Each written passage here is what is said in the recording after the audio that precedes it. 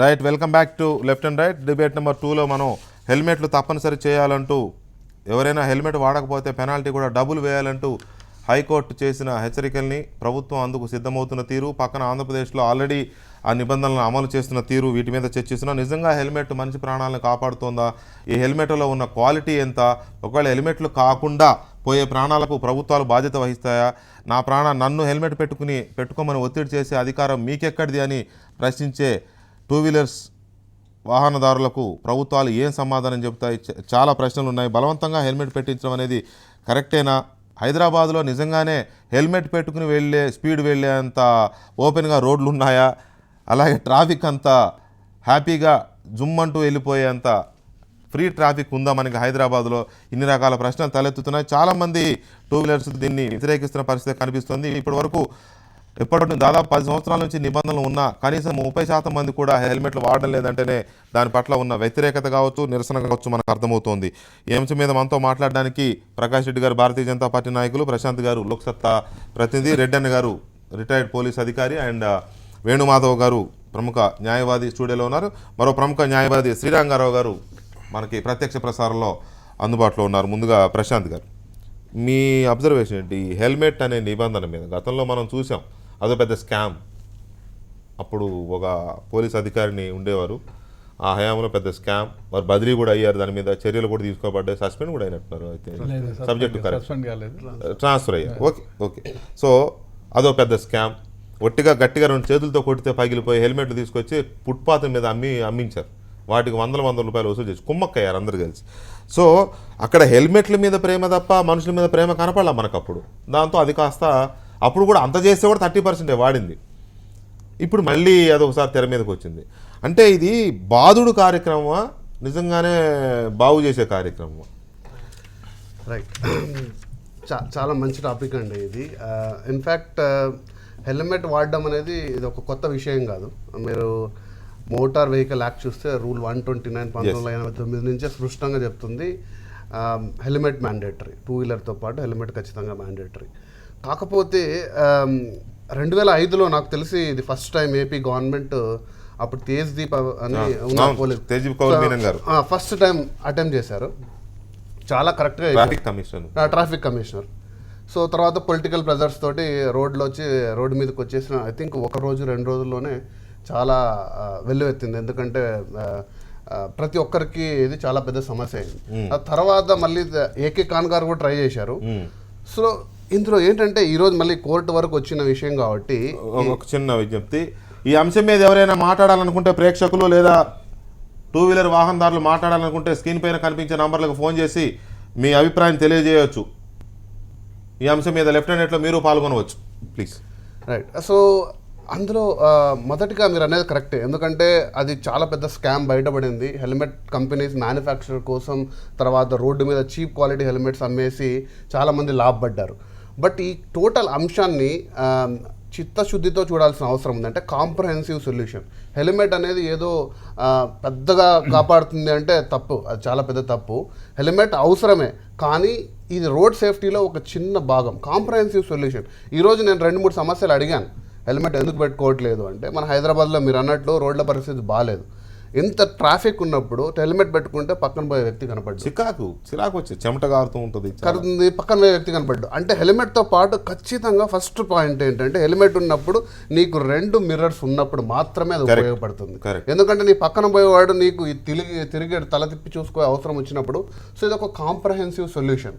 So ఈ తర్వాత దీన్ని అమలు చేయాల్సిన బాధ్యత కోర్టు వరకు రాకూడదు. ట్రాఫిక్ అనేది లా ఎన్ఫోర్స్మెంట్ అనేది ప్రభుత్వం బాధ్యత అది. సో ప్రతిసారి ఒక ప్రాబ్లం కోర్టు వచ్చి మీరు ఇలా చేయండి, 15 రోజుల్లో మాకు ఏం జరుగుతుందో చెప్పండి అనడం, వీళ్ళు 15 రోజుల్లో చనాలు రాయడం. మేము ఆర్టీఐ వేసాం, లోక్సత్తా తరపున వేస్తే మేము 95,000 కేసులు లాస్ట్ టైం వసూలు చేశామని తీసుకొచ్చారు. మళ్ళీ అదే ఆర్టీఐ వేసాం, ఎంతమంది చనిపోయారని. 1200 కేసుల్లో 1200 రోడ్ యాక్సిడెంట్లో ఓన్లీ 2 వీలర్స్ 130 మంది చనిపోయారు. సో దాంట్లో హెడ్ ఇంజూరెన్స్ మ్యాక్సిమం 76% ఉంది. సో హెల్మెట్ అనేది ఎన్ఫోర్స్మెంట్ అండి. అంటే ఇప్పుడు ఈరోజు ఏం చెప్తున్నా అంటే రెండు విధాలుగా దీన్ని అమలు చేయొచ్చు. ఒకటి, బండి కొన్నప్పుడే వెహికల్ వెండర్ ఎవరైతే ఉన్నారో, హీరో హోండా కానీ ఇంకొకరు కానీ, ఇన్వాయిస్లోనే హెల్మెట్ కూడా బిల్లింగ్ చేయాలి. సో అది ఫస్ట్ పాయింట్, అది చేస్తున్నారు. కానీ తీసుకెళ్ళి ఇంట్లో పెడుతున్నాడు. దాని ఎన్ఫోర్స్మెంట్ లేదు. ఎన్ఫోర్స్మెంట్ అన్నప్పుడు ఇంకోటి రెండో సమస్య అండి. ఇంకో ఫ్రెండ్స్ని అడిగాను నేను, ఏంటండి హెల్మెట్ ఎందుకంటే, నేను హెల్మెట్ తీసుకుందామని వెళ్ళానండి, నాకు 2 అబ్బాయిలు ఉన్నారు, నా పిల్లోడికి హెల్మెట్ దొరకడానికి నేను 3 రోజులు తిరిగాను, హెల్మెట్ అవైలబిలిటీనే లేదు. అంటే గవర్నమెంట్ ఒక ప్రాబ్లమ్ని విసిరేసింది, హెల్మెట్ వాడండి అనేసి. దానికి సంబంధించిన పరిష్కారాలు లేవు. అంటే క్వాలిటీ, ఒక branded helmets, 2-3 branded helmets availability ఉండాలి. ఖచ్చితంగా వీటిని రికమెండ్ చేయాలి గవర్నమెంట్, రికమెండ్. 2, అన్ని రకాల వయసులకు, అంటే హెల్మెట్ అంటే నడిపేవాడు కాదు, పిలియన్ రైడర్స్ కూడా కావాలి. చిన్నపిల్లలకు హెల్మెట్లు అందుబాటులో లేవు, లేడీస్కి కంఫర్టబుల్గా లేవు. తర్వాత హెల్మెట్తో పాటు 2 సైడ్ మిరర్స్ మ్యాండేటరీ చేయాలి, ఎందుకంటే హెల్మెట్ ఒకటి చేస్తే సరిపోదు. సో కాంప్రహెన్సివ్ సొల్యూషన్ దీన్ని ఇంప్లిమెంట్ చేయాలి. కానీ ఊరికి హెల్మెట్ మ్యాండేటరీ అని 100 రూపాయలు మీ అబ్జర్వేషన్ ఎలా ఉంది helmets? Totally agree with him. ఎందుకంటే మీరు ఫ్యాటల్ యాక్సిడెంట్, తలకు దెబ్బ అంటే ఇప్పుడు బజార్లో ఎక్కడో 100 రూపాయలకు 200 రూపాయలకు అసలు హెల్మెట్ అనేది అలంకార భూషితం కాదు, అది మిమ్మల్ని కాపాడడానికి. ఇప్పుడు శిరస్త్రాణం. ఎస్, ఎక్కడైనా కాళ్ళకో చేతులకో దెబ్బ తగిలితే కాళ్ళు చేతులు విరిగిపోతాయి, నో ప్రాబ్లం. కానీ బ్రెయిన్కి, తలలో ఏ భాగానికైనా దెబ్బ తగిలితే మనిషి బ్రతకడం అంటూ దుస్సాధ్యం. గట్టి దెబ్బ తగిలితే, ఏదో చిన్న పన్న దెబ్బ తగిలితే ఓకే. బట్ హెల్మెట్లు వాడకం ఏమైపోయిందంటే అలంకార భూషితంగా పోలీసు వాళ్ళు పట్టుకోవడానికి మాత్రమే ఏదో 30-40 రూపాయలు అక్కడెక్కడన్నా పోర్టర్లు, అక్కడ పోర్టర్లు పెట్టుకుంటారే అట్లాంటి హెల్మెట్లు వాడి కూడా జనాలు, అది అలంకార భూషితం అయిపోయింది. ఎందుకంటే పోలీసు వాళ్ళ నుంచి that is nothing but cap, ఆ విధంగా ప్లాస్టిక్ క్యాప్ అంతే. దాన్ని కూడా మన పోలీసులు చూసి హెల్మెట్ వదిలేస్తారు, అంతే కదా. ఇప్పుడు అందుకే నేను అనేది అసలు పెట్టుకోవాల్సిన అవసరం ఉందా ఇంకోటి అనేది అక్కడ తలెత్తుతుంది. చాలా తప్పు.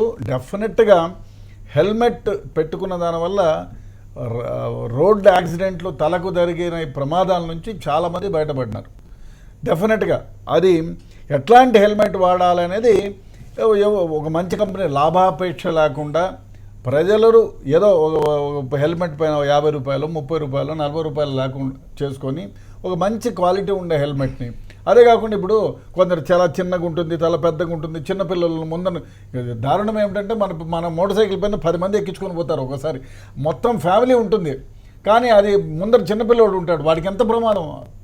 తండ్రి హెల్మెట్ పెట్టుకుంటాడు, చిన్నపిల్లోడు ముందర కూర్చొని ఉంటాడు. యాక్సిడెంట్ ఏమైనా తగిలితే ముందు కింద పిల్లోడు తల దమ్మని కింద పడుతుంది, తగిలిపోతాడు, చిన్నపిల్లలకే దెబ్బ. ఆ హెల్మెట్ల తయారీ లేదు.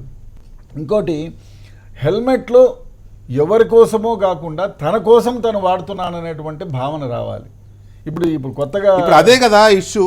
ఇప్పుడు ఇష్యూ ఎక్కడ వస్తుందంటే, నా కోసం నేను వాడుకోవాల్సిన హెల్మెట్ నేను వాడకపోతే పెనాల్టీ ఎందుకు వేస్తారు నాకు అనే ప్రశ్న రేజ్ అవుతుంది. ఎందుకంటే నువ్వు వాడటం లేదు కాబట్టి. ఈ ప్రశ్న సమాధానం ఎవరు చెప్పాలి? నా ప్రాణం, నేను హెల్మెట్ వాడడం లేదు, మీరు చైతన్యవంతులు చేయండి, మమ్మల్ని మేము వాడడానికి ట్రై చేస్తాం, బట్ పెనాల్టీ ఏంటి?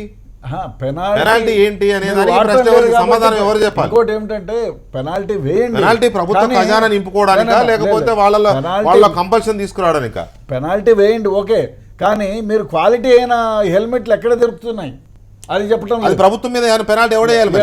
ఇష్టారాజ్యంగా హెల్మెట్లు అమ్మి, నాసిరకం హెల్మెట్లు అమ్మే వాళ్ళకి, నాసిరకం హెల్మెట్లు ఉండే వాళ్ళని షాపులు సీజ్ చేయండి, వాళ్ళని షాపులు పెట్టుకోనికుండా చేయండి, వాళ్ళపైన పెనాల్టీ వేయండి. అట్లాంటి షాపులు ఏమైనా ఉంటే సీజ్ చేయండి, లైసెన్సులు ఉంటే క్యాన్సిల్ చేయండి. నాణ్యమైనటువంటి హెల్మెట్లు దొరికేటట్టు చేయాల్సిన బాధ్యత ప్రభుత్వానికి. తర్వాత ఇంప్లిమెంటేషన్ జరిగేటువంటి వాళ్ళు ఎవరైనా కూడా, అయ్యా ప్రభుత్వం ఫలానా బ్రాండ్ మళ్ళా ఎవడో డబ్బులు ఇచ్చో ఇంకోటో వెనకల దగ్గర నుంచి వచ్చి ఇంకోళ్ళ దగ్గర రికమెండ్ చేసుకున్నది కాకుండా, ఇట్లాంటి వాళ్ళు కాకుండా మంచి క్వాలిటీ అయిన ఒక 10 బ్రాండ్లను చెప్పండి, 1-2 వద్దు, ఒక 10 బ్రాండ్లో 20 బ్రాండ్లో చెప్పండి.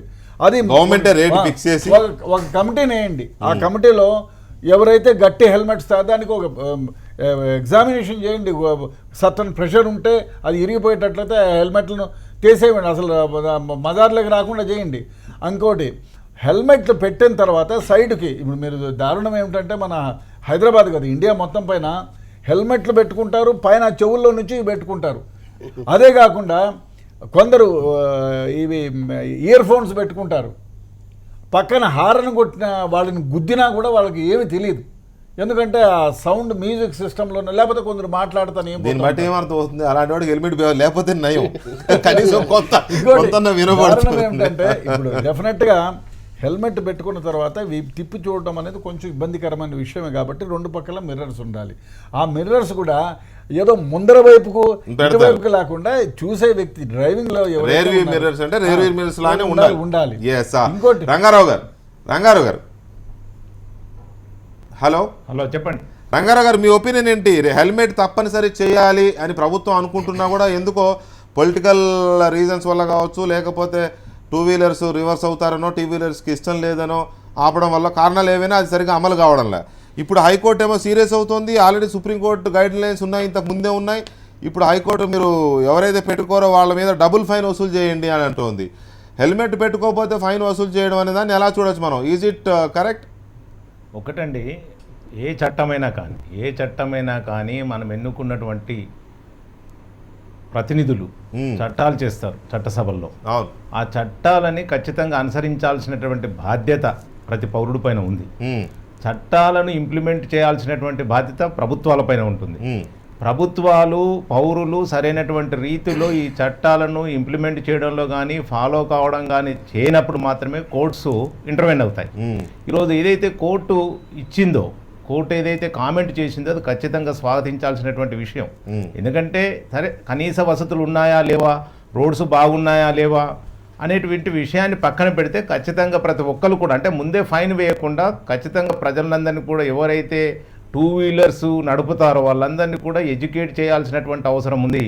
ఇంతకుముందే రెడ్డన్న గారు చెప్పినట్టు ప్రతి ఒక్కరు కూడా ఇది తన రక్షణ కోసము అనేటువంటి విషయాన్ని పరిగణలోకి తీసుకున్నప్పుడు ఖచ్చితంగా ఆ విధంగా ఎడ్యుకేట్ చేయబడ్డప్పుడు ప్రతి ఒక్కరు కూడా ఆ విధంగా భావించినప్పుడు వారికి వారే హెల్మెట్ ధరించినట్టయితే ఖచ్చితంగా బాగుంటుంది. ఇదైతే డబుల్ ఫైన్ అమౌంట్ ఇంపోజ్ చేయాలి వారిపైన అంటే అది ఏమాత్రం కూడా సమంజసం కాదు. ముందుగా వాళ్ళని ఎడ్యుకేట్ చేయాల్సినటువంటి బాధ్యత ప్రభుత్వాలపైన ఉంది. చట్టాల పట్ల అవగాహన కల్పించాల్సినటువంటి బాధ్యత కూడా ప్రభుత్వాలపైన ఉంటుంది. ఆ విధంగా అవగాహన కల్పించిన తర్వాత చట్టాలను సరైనటువంటి రీతిలో ఇంప్లిమెంట్ చేయాల్సినటువంటి బాధ్యత పోలీస్ యంత్రాంగం పైన ఉంటుంది. దాన్ని ఫాలో కావాల్సినటువంటి బాధ్యత ప్రజలపైన ఉంటుంది. అట్లా పాటించినప్పుడు మాత్రమే ఫైన్ ఇంపోజ్ చేస్తే బాగుంటుంది. అంతేకాకుండా ముఖ్యంగా హెల్మెట్స్ మాత్రము చాలా క్వాలిటీ హెల్మెట్స్ ఇవ్వాల్సినటువంటి అవసరం ఉంది. ఎందుకంటే ఇప్పుడు కొత్త వెహికల్ రిజిస్ట్రేషన్కి వెళ్ళినప్పుడు ఆ నిబంధన కనుక పెట్టినట్టయితే ఖచ్చితంగా హెల్మెట్ ఉన్న వాళ్ళకే ఈ వెహికల్ రిజిస్ట్రేషన్ చేయబడుతుంది. ఆ వెహికల్ కూడా పూర్తిగా స్టాండర్డ్ అంటే వెహికల్తో పాటు హెల్మెట్ ఏదైతే ఉందో స్టాండర్డ్గా ఉండాలి. అది పూర్తిగా మన హెడ్కి రక్షణగా కల్పించేదిగా విధంగా ఉండాలి తప్ప ఒక అలంకారప్రాయంగా ఉండకూడదు. ఏదో పోలీస్ కోసమో లేకపోతే పోలీసు వాళ్ళు ఫైన్ వేస్తారు మనం హెల్మెట్ పెట్టుకోకుంటే అనేటువంటి భావన కాకుండా ఖచ్చితంగా ఇది మనకు రక్షణ కల్పిస్తుంది అనేటువంటి భావన ప్రతి పౌరుల్లో ఉండాలి. ముఖ్యంగా ఎవరైతే మనం ఈ మధ్యలో కనుక చూసినట్టయితే చాలామంది యూత్ అంటే ఇంటర్మీడియట్ యూత్కి ఇష్టం లేదండి, సమస్య లేదు, యూత్కి ఇష్టం లేదు హెల్మెట్ వాడడం. మీరు అన్నట్టుగా middle class middle age or above 30 years అట్లా ఏమన్నా ఉంటే మిడిల్ ఏజ్ మాత్రం మనం తప్పనిసరిగా చూస్తాం. వాళ్ళు పెట్టుకుంటారు, వెళ్తారు. స్కూటర్ అయినా కూడా చివరికి మోపెడ్ అయినా కూడా హెల్మెట్ పట్టుకుని వెళ్తారు వాళ్ళు. కానీ యూత్ కి అయితే ఎట్టి పరిస్థితిలో ఇష్టం లేదండి. ఇష్టం లేదు వెంకటకృష్ణ గారు, ఇష్టం ఉండదు. ఎందుకంటే యూత్ అంటేనే ఆ విధంగా ఉంటుంది కాబట్టి తల్లిదండ్రులు అవగాహన కల్పించాల్సినటువంటి బాధ్యత ఉంటుంది. ఎందుకంటే ఈ మధ్యలో మనం కనుక చూసినట్టయితే ఎవరైతే యాక్సిడెంట్ లో చనిపోతున్నారో వాళ్ళంతా కూడా యూత్ ఉంటున్నారు. ఎందుకంటే ఒక మిడిల్ ఏజ్కి వచ్చిన తర్వాత వాళ్ళకు పెళ్లి అవుతుంది, భార్య ఉంటుంది, పిల్లలు ఉంటారు కాబట్టి వాళ్ళ కోసమైనటువంటి ఒక బాధ్యతగా గుర్తించి తనని తాను రక్షించుకోవడానికి ఖచ్చితంగా హెల్మెట్ ధరిస్తారు. అంటే వాళ్ళకి పూర్తిగా అవగాహన ఉంటుంది. హెల్మెట్ ధరించినట్టయితే ఒకవేళ యాక్సిడెంట్ జరిగినా కానీ తలకు గాయం కాదు, బ్రతికే అవకాశం ఉంటుందనేటువంటి ఆలోచన ఉంటుంది. కాబట్టి ఆ ఆలోచనని తల్లిదండ్రులు ఎవరైతే యూత్ ఉంటారో యూత్ కల్పించాల్సినటువంటి బాధ్యత ఉంది. దీన్ని స్కూల్స్లలో కాలేజీలలో కూడా ఆ విధంగా ఎడ్యుకేట్ చేసిన తర్వాతనే ఇట్లాంటి ఫైన్ విధించడం అనేటువంటి దాన్ని పెట్టుకుంటే రైట్. వేణుమాధవ్ గారు, అసలు దీని మీద కోర్టుకు ఎందుకు వెళ్ళాలనిపించింది మీకు? యూత్కి అయితే ఇష్టం లేదు. యూత్ని ఎలా ఒప్పించాలి ఈ విషయం? వాళ్ళకి ఇష్టం లేదు. ఎందుకు అనంటే చీటికి మాటికి బ్రేక్ వేయాలా, ట్రాఫిక్ హెవీ ట్రాఫిక్, ఆ ట్రాఫిక్లో హెల్మెట్ ఉంటే ఇంకా చిరాకు. కాబట్టి దే డోంట్ లైక్, వాళ్ళకి అసలు ఇష్టమే లేదు. వాళ్ళని ఎలా ఒప్పించాలి?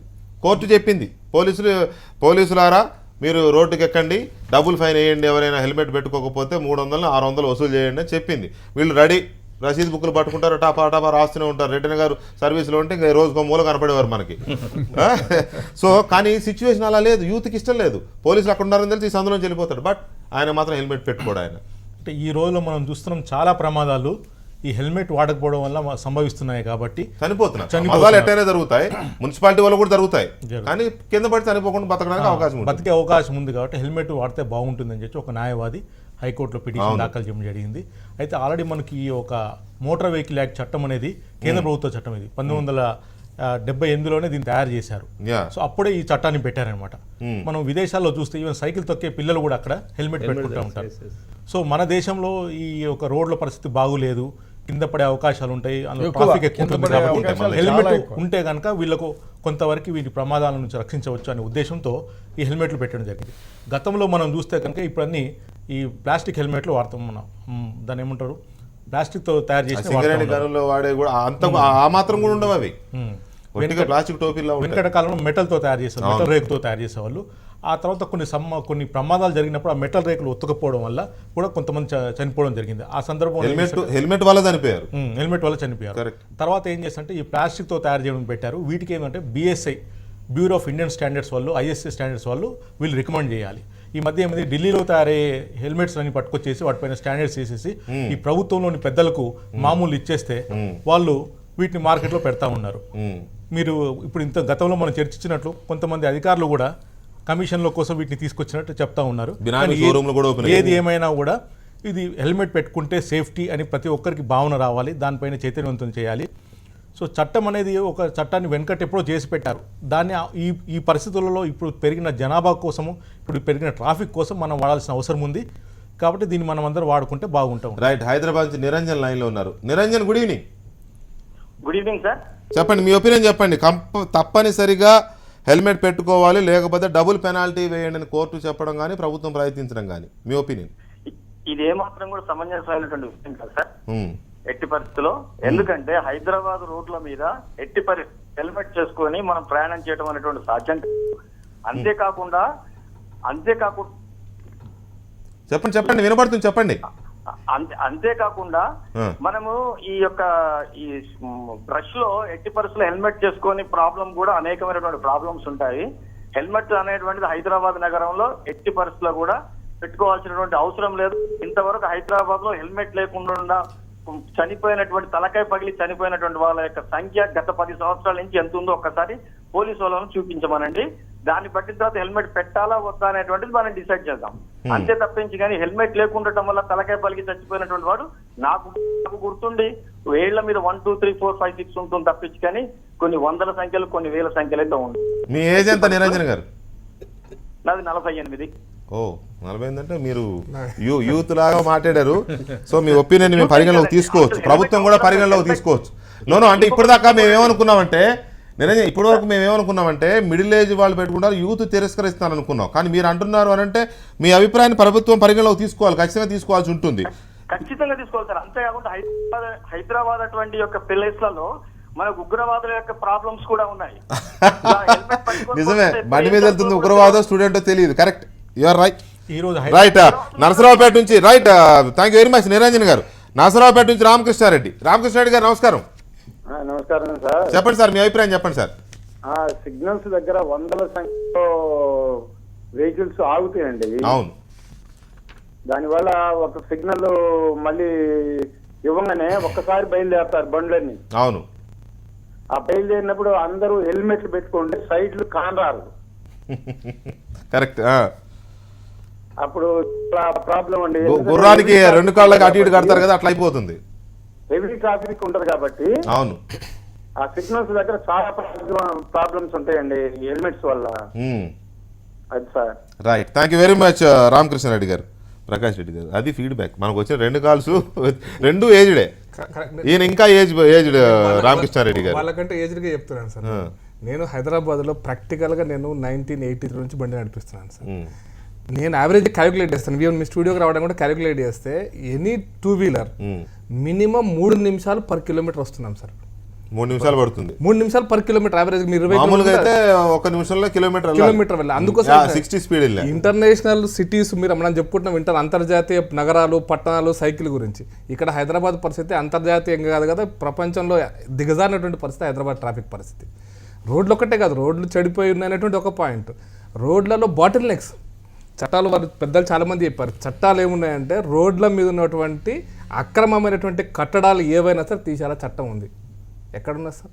దీంట్లో మోస్ట్ ఇంపార్టెంట్ పాయింట్ ఏంటంటే సార్, హైదరాబాద్ నగరంలో ప్రతిరోజు 2 కోట్ల రూపాయల విలువైనటువంటి ఫ్యూయల్ను మనం just for traffic jams burn చేస్తున్నాం. ఇది ప్రత్యక్ష నష్టం. సిగ్నల్స్ రొటీన్ ఏ రాష్ట్రంలోనే ఉంటాయి, ఏ నగరంలోనే ఉంటాయి. But because of unauthorised constructions మీద రోడ్ల మీద ఉన్న ట్రాఫిక్ జామ్ తోటి అది ప్రత్యక్షంగా మనకి ఇంత నష్టపోతున్నాం. పరోక్షంగా ఆ గాలి పీల్చినటువంటి వాళ్ళు, అది రోడ్డు మీద నడిచే వాళ్ళు కావచ్చు, బస్సులో ప్రయాణం చేసే వాళ్ళు కావచ్చు, 2 వీలర్ నడిపే వాళ్ళు కావచ్చు, ఎవరైనా వాళ్ళకి వచ్చే రోగాలు, దానికి అయ్యే ఖర్చుకి మీరు క్యాలిక్యులేట్ చేయండి. ప్రత్యక్షంగా on an average every day 2 crore rupees we are burning the fuel just for illegal traffic jam, illegal constructions వల్ల ట్రాఫిక్ జామ్స్ తోటి. ఇది క్యాలిక్యులేటెడ్ విషయం, నేను చెప్తున్న విషయం కదా. రోజు హైదరాబాద్ మరి ఈ పరిస్థితిలో ఉంటే నువ్వు హైదరాబాద్ లో మామూలుగా ట్రాఫిక్, సీరియస్ ట్రాఫిక్ ఉన్న టైంలో హైదరాబాదే కాదు కదా, మొత్తం అన్ని చోట్ల అంటున్నారు. రూరల్ ఏరియాస్ లో ఉంది, తెలంగాణలో కాదు, ఆంధ్రప్రదేశ్ లో పెట్టారు ఆల్రెడీ, అక్కడ వసూలు చేస్తున్నారు. నేను హైదరాబాద్ నగరంలో పీక్ టైంలో 5 నిమిషాలు పర్ కిలోమీటర్ అండి. నేను చెప్పేది యావరేజ్ గా మార్నింగ్ యావరేజ్ టైంలో చెప్తున్నాడు. అప్పుడు పీక్ టైంలో it is 5 minutes per kilometer. ఏదో early morning 2 minutes per kilometer వస్తున్నారు, కానీ పీక్ టైంలో కార్లో అయితే ఇంకా ఎక్కువ టైం. నేను 2 వీలర్ టైమింగ్స్ చెప్తున్నాను, కార్ అయితే ఇంకా ఒక్కోసారి 6-7 minutes లో పడుతున్నది. బస్సులో అయితే 10 minutes. హైదరాబాద్ మీరు క్యాలిక్యులేట్ చేసుకుంటే కూకట్పల్లి నుంచి దిల్సుఖ్నగర్ పోవడానికి ఖచ్చితంగా 2 గంటల పైచిల్లరు. అఫీషియల్గా వాళ్ళు ఇచ్చిన నోటిఫికేషన్, వాళ్ళు ఇచ్చినటువంటి బస్సు ఇచ్చిన రూట్ ప్రకారం అయితే. ఈ పరిస్థితుల్లో హైదరాబాద్లో అది పోలీసు వాళ్ళ కోసము లేదా పెనాల్టీస్ కోసము, ట్రాఫిక్ పోలీసుల యొక్క జీతాల కోసం ఉపయోగపడుతుంది తప్ప కామన్ మ్యాన్కు దీనివల్ల పెద్ద అడ్వాంటేజ్ ఉంటుంది నేను అనుకోను.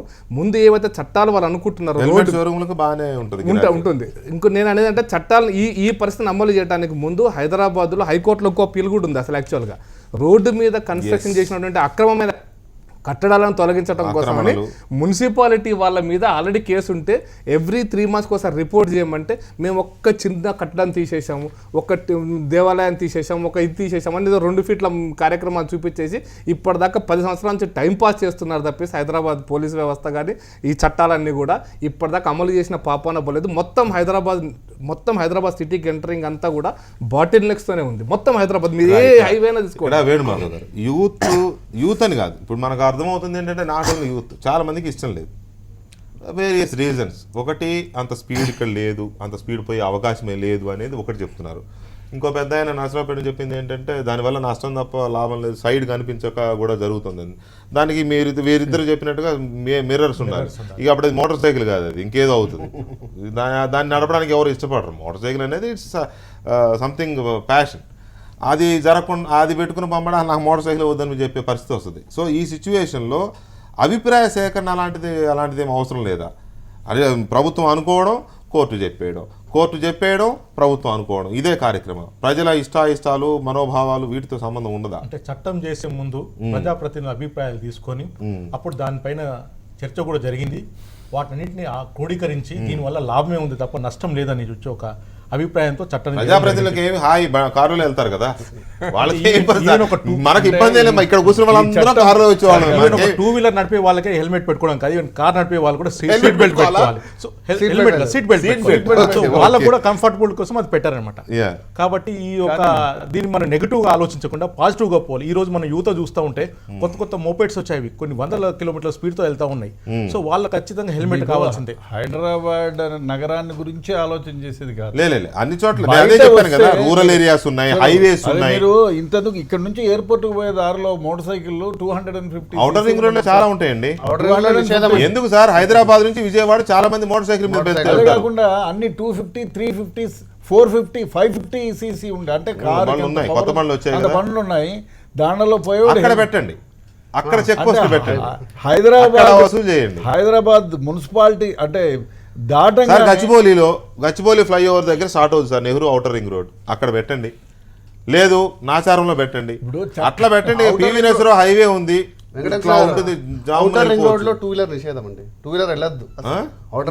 అదన చేయండి. పోనీ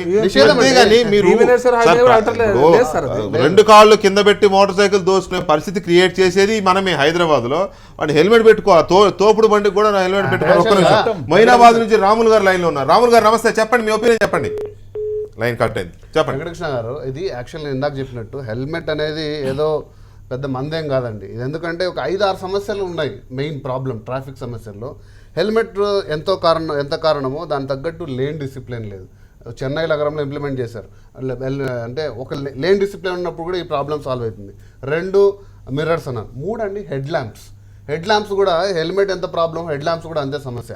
సో ఈ ప్రాబ్లమ్ని కాంప్రహెన్సివ్ సొల్యూషన్ ఆలోచించాలి, కానీ ఊరికే జస్ట్ హెల్మెట్ ఒకటి కొనుక్కోండి మొత్తం ప్రాబ్లం యాక్సిడెంట్లని సాల్వ్ అవుతాయి. రైట్, మహబూబ్ నగర్ నుంచి రాఘవేంద్ర చెప్పండి, మీ ఒపీనియన్ చెప్పండి. సార్ నా పేరు రాఘవేంద్ర, దుగ్గ్యాల గ్రామం సార్ మాది, దుగ్గ్యాల మహబూబ్ నగర్ డిస్ట్రిక్ట్ నుంచి. చెప్పండి సార్. ఈ హెల్మెట్లు వాడడం అనేటువంటిది బాగానే ఉందండి సార్, కాకపోతే ప్రభుత్వం చర్య తీసుకుంటుంది పర్వాలేదు, కాకపోతే ఈ నాణ్యత విషయం లోపల మాత్రం ఎందుకు చర్య తీసుకోవట్లేదు. అంతేకాకుండా ఇంకా ఇది ఎక్కువ మటుకు ఇది కంఫర్టబుల్ గా కూడా ఉండట్లేదు సార్. ఇది యాక్చువల్ గా ఇంకా సైడ్ లో వచ్చే వాహనాలు కానివ్వండి, ఇంకా సౌండ్ వెనుకలో వచ్చే వాహనాలు హార్న్స్ కూడా వినిపించకపోవడము, అటువంటి సిచ్యువేషన్స్ ఎదురవుతున్నాయి. దాని వల్ల కూడా యాక్సిడెంట్స్ జరిగే అవకాశం కూడా ఉంటుందని నా అభిప్రాయం. అయితే ఇంకొకటి విషయం, యాక్సిడెంట్ ఈ హెల్మెట్ పెట్టుకోకపోవడం వలన యాక్సిడెంట్లు అనేటువంటిది చాలా అరుదైన విషయం, తక్కువ విషయం అది యాక్సిడెంట్స్ జరగడం అన్నది. మరి దీనిపైన ప్రభుత్వం గట్టి చర్యలు తీసుకోవాల్సిన అవసరం కూడా ఉంది. అంటే హెల్మెట్ వాడడం అనేటువంటిది మంచి విషయమే, కానీ నాణ్యత విషయం లోపల ఇట్లా మరి రోడ్డు భద్రత విషయాల లోపల, మరి రోడ్లు సరిగ్గా లేని విషయం లోపల కూడా అన్ని విషయాల లోపల చర్యలు తీసుకుంటే బాగుంటుందని నేను అనుకుంటున్నాను. Right, Reddan garu. Right, thank you very much Raghavendra. Reddan garu, ఓ మిత్రుడు బండి మీద వెళ్తున్నాడు, కానిస్టేబుల్ గారు ఆపారు, తీయమన్నారు. బండి కాగితాలు అయితే బండి కాగితాలు తీసిచ్చాడు. లైసెన్స్ అన్నాడు, లైసెన్స్ తీసిచ్చాడు. ఎట్లా అవసరమైన ఎన్ని అడిగిన తర్వాత అన్నీ ఉన్నాయి పాపం ఆయన దగ్గర, లేదంటూ లేదు, అన్నీ ఉన్నాయి. చివరికి పొల్యూషన్ అడిగాడు, లేదు, అయిపోయింది. ఏమైందంటే ఇక నా నోటితో చెప్పించదు మీరు. Highest penalty pollution. పెనాల్టీ రూపంలో వసూలు చేయలేదు దాన్ని. పెనాల్టీ పడింది, బండి ఆయనకి పెనాల్టీ పడింది, బట్ అది గవర్నమెంట్ రికార్డ్స్లోకి వెళ్ళలేదు. సరే, అది మనకు తెలిసిన విషయం, సొంత రికార్డులోకి పోయింది. ఇప్పుడు ఇంకోటి యాడ్ అయింది, జాబితాలో ఇంకోటి యాడ్ అయింది. అంతకు మించి ఒరిగేది ఏమైనా ఉందా? దారుణం ఏమిటంటే మనం చూస్తే ఆర్టీసీ వెహికల్స్లో ఎంత స్మోక్ వస్తుందంటే చెప్పలేము. దాన్ని ఎవరు పట్టించుకోడు. సార్ జిహెచ్ఎంసీ వెహికల్స్ చెత్త తీసుకెళ్తుంటాయి. మన ఆర్టీసీ తర్వాత ఆటోల్లో డీజిల్ వేసుకునే ఆటోల్లో కిరోసిన్ పోసుకుంటాడు. ఆ పెట్రోల్ వేసుకునే దాంట్లో కూడా పెట్రోల్ కిరోసిన్ యాడ్ చేసుకుంటాడు. వాడికి మైలేజ్ వస్తుంది. ఆ మైలేజ్ వస్తుందని 2T ఆయిల్కి బదులు డీజిల్ ఆయిల్ కలుపుతున్నారు. ఇంత స్మోక్ వస్తూ ఉంటుంది. 50 మోటార్ బైక్స్ లో కిరోసిన్ పోస్తారు. 50 వెహికల్స్ పోతే ఎంత ఇది వస్తుందో స్మోక్, అంత పొల్యూషన్ వస్తుంది. దాన్ని పట్టించుకునే నాదుడే లేడు. దాన్ని చెక్ చేయాల్సిన అవసరం ఉంది. ఒకటే, హెల్మెట్లు విధించక ముందు ప్రజలని అప్రమత్తం చేయాలి, దాని గురించి ఎడ్యుకేట్ చేయాలి. బాబు ఇది ఈ విధంగా లెక్కలు తీసుకోండి, ప్రభుత్వాలు కానివ్వండి, ఎలక్ట్రానిక్ మీడియా కానీ, ప్రింట్ మీడియా, ఇట్లా చనిపోయిన వాళ్ళ సంఖ్యను తీసుకోండి, ఫోటోలు తీసుకోండి, విజువల్స్ తీసుకోండి, చూడాలి అది హెడ్ ఇంజరీ అయింది, ఈ విధంగా దెబ్బ తగిలింది, చనిపోయినారు, ఇది మీకోసమే పెట్టిందే, మా కోసం కాదు అని చెప్పడం ఒకటి, ఎడ్యుకేట్ చేయాల్సిన అవసరం ఒకటి.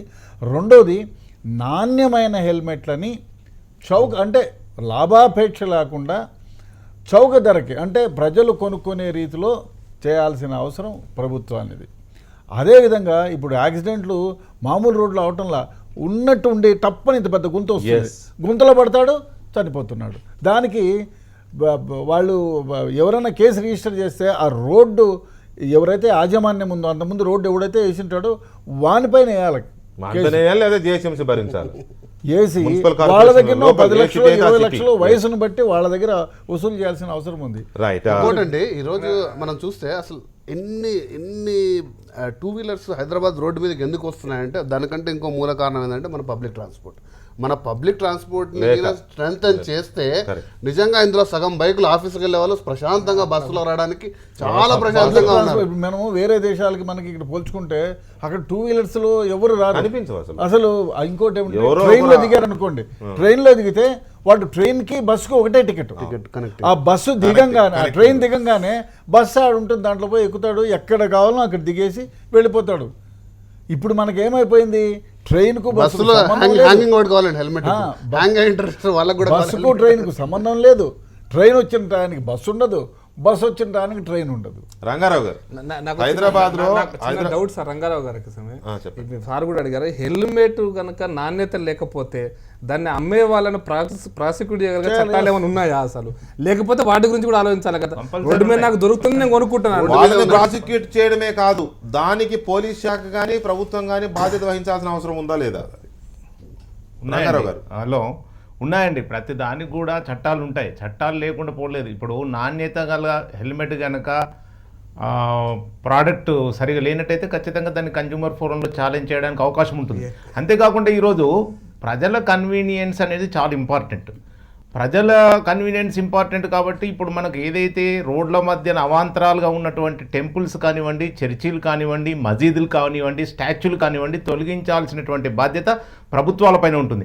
ముఖ్యంగా దానికి చాలా నిబద్ధత కావాలి. ఈరోజు అన్ని రాజకీయ పార్టీలు కనుక ఓట్ల దృష్టితో చూడకుండా ప్రజల కన్వీనియన్స్ కనుక దృష్టిలో పెట్టి చూసినప్పుడు హైదరాబాద్ నగరంలో ఉన్నటువంటి ఏ టెంపుల్స్, ఇప్పుడు ఒక బషీర్బాగ్ చౌరస్తా తీసుకుందామండి, ఒక పక్కన టెంపుల్, ఒక పక్కన స్టాచ్యూస్, ఒక పక్కన ఒక స్తూపము, అంటే ఎంత కంజెషన్ అయిపోయిందంటే అక్కడనే ఒక చిన్న మసీదు, అంటే అంత పెద్ద చౌరస్తా ఈరోజు ఎంత కంజెషన్ అయిపోయిందంటే అట్లాంటి వాటిని దృష్టిలో పెట్టుకొని ఈరోజు అన్ని పార్టీలు కూడా ముందుకు వచ్చి ప్రభుత్వం ఏం చేస్తుంది, కొన్ని పార్టీలు వ్యతిరేకిస్తాయి కాబట్టి దీనికి కమ్యూనల్ కలర్ ఇచ్చేటువంటి అవకాశం ఉంటుంది. కాబట్టి మరి ఈ విధంగా కమ్యూనల్ కలర్ ఇచ్చినట్లయితే శాంతి భద్రత సమస్య ఉత్పన్నమయ్యేటువంటి అవకాశం ఉంటుంది. కాబట్టి ప్రభుత్వాలన్నీ కూడా ప్రభుత్వంలో లేనప్పుడు మాట్లాడతాయి, ప్రభుత్వంకి వచ్చిన తర్వాత వాటిని పక్కన పెడుతున్నాయి. కాబట్టి ఇట్లాంటి వాటిని దృష్టిలో పెట్టుకొని ఖచ్చితంగా ఈరోజు ప్రజల కన్వీనియన్స్ దృష్టిలో పెట్టుకుని ఇవన్నీ కనుక తొలగించినట్టయితే ఈరోజు హైదరాబాద్ నగరంలో ట్రాఫిక్ పెద్ద ఆటంకంగా మారినటువంటి స్టాచ్యూస్, టెంపుల్స్, చర్చీలు, మసీదులు ఏమున్నా కానీ అవన్నీ రోడ్డు మధ్యలో ఉన్నటువంటి ప్రభుత్వం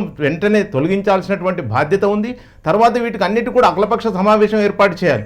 వాటికి కావాల్సినటువంటి ఏదైతే ఎక్స్పెన్సెస్ అవుతుందో ప్రభుత్వమే వాటికి అవసరమైనటువంటి స్థలాన్ని ప్రొవైడ్ చేసి మళ్ళీ ప్రభుత్వమే కట్టించే విధంగా చర్యలు కనుక చేపట్టినట్టయితే ఇది మన ట్రాఫిక్కు చాలా ఏదైతే ఇబ్బందిగా మారిందో ఆ ఇబ్బందిని తొలగించేటువంటి అవకాశం ఉంటుంది.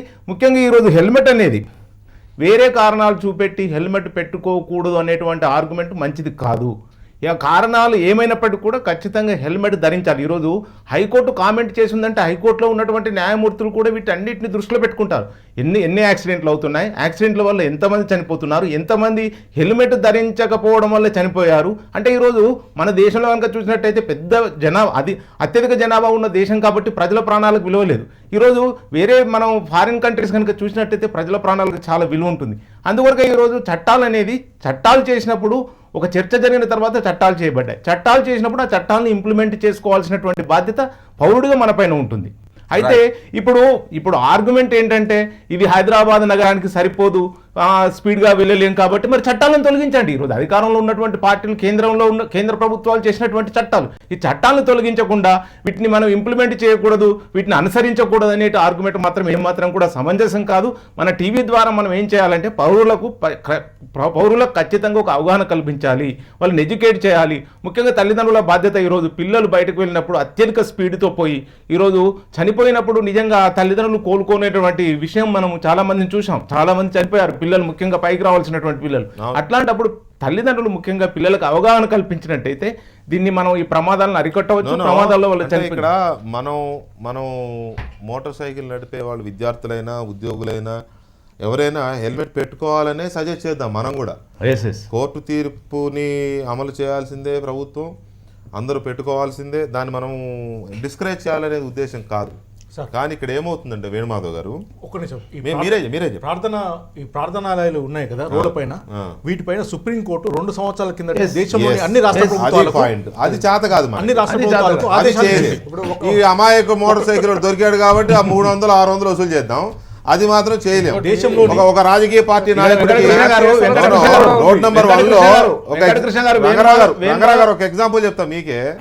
ఒక రాజకీయ నాయకుడికి రోడ్ నెంబర్ 1కి రోడ్ నెంబర్ 2కి మధ్యలో ఏదో చిన్న శ్మశానం ఉంది, వాళ్ళకి సంబంధించిన వాళ్ళది ఎవరిదో, అది మాత్రం తీయరు. ఎందుకు అని అంటే అది వారిది.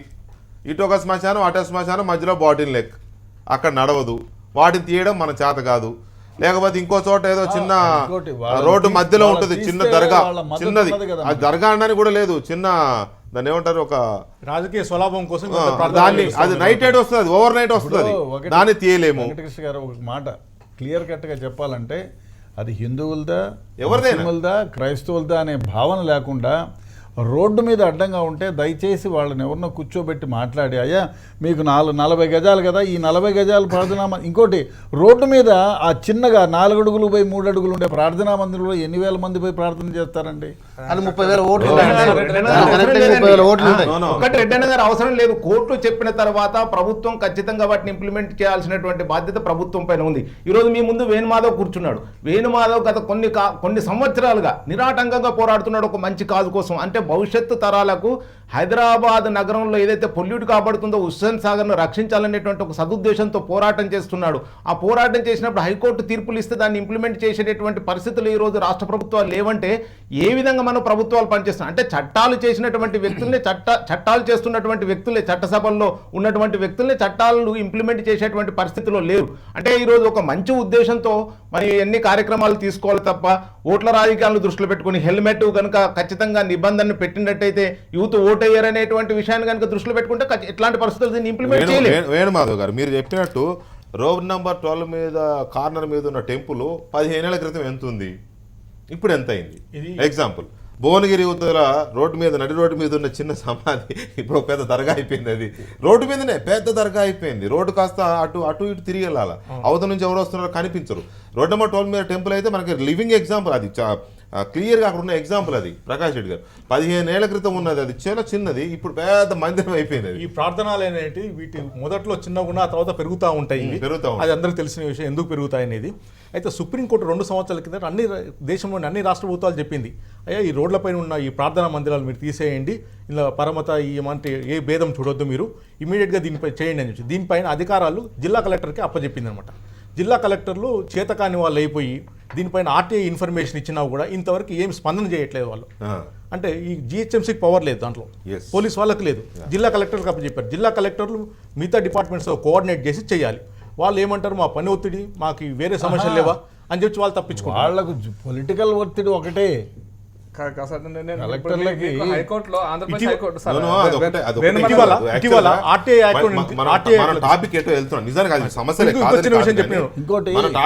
ఇంకోటి మోటార్ సైకిల్ వేసుకున్న వాళ్ళు కూడా నాగుపాము లాగా ఎక్కడ సందు ఉంటే అట్లా దూరిపోతున్నారు. రోడ్ డిసిప్లిన్ లేదు. ముఖ్యంగా మనం తీసుకోండి, ఉంటారు వెనకలు ఎక్కడో ఉంటాడు, అంత సందు ఉంటుంది, 2 కార్ల మధ్య సర్రని దూరుతాడు ఆయన. అంటే తనకి అంటే మీరు ఎక్కడైనా ట్రాఫిక్ జామ్ అయితే చూడండి, వెనకాల ఎక్కడో 3 కిలోమీటర్లు ఆపోజిట్ లైన్ లోకి వచ్చేసి ఆపోజిట్ లైన్ లో నుంచి చుట్టుకొని వచ్చి ముందరకు వచ్చి రైట్ లోకి వెళ్తాడు. సో ఇక్కడ ఇంకొక విషయం కూడా ఉంది ప్రకాష్ రెడ్డి గారు. ఓకే, హెల్మెట్ పెట్టుకోవాలని ఎంకరేజ్ చేద్దాం, మనం కూడా పిలుపునిద్దాం, ప్రజలారా హెల్మెట్ వాడండి, ప్రాణాలు కాపాడుకోండి, మీ భార్య పిల్లలు ఇంటి దగ్గర ఎదురు చూస్తూ ఉంటారు, ఇవన్నీ చెబుదాం, మనం కూడా స్లోగన్ చెబుదాం. But what about government? Road మీద భార్యాభర్తలు బండి మీద వెళ్తున్నారు, సడన్గా గుంతలో పడి భార్య ఎగిరి కింద పడి చనిపోయింది, మురికి నెలలో పడి చనిపోయారు, నాలాల్లో పడి ఎంతో మంది చనిపోయారు. మ్యాన్ హోల్లో తల్లి కొడుకు వెళ్తుంటే టక్కన తల్లి జారిపోయింది. కిషన్ రెడ్డి గారు 24 గంటలు ధర్నా చేశారు చూస్తుంటే అంబర్పేటలో. సో హెల్మెట్ వీటికి ఎవరు పెనాల్టీ వసూలు చేయాలి, ఎవరు పెనాల్టీ కట్టాలి, వీటికి ఎవరు రెస్పాన్సిబిలిటీ, అది కదా ఇంపార్టెంట్.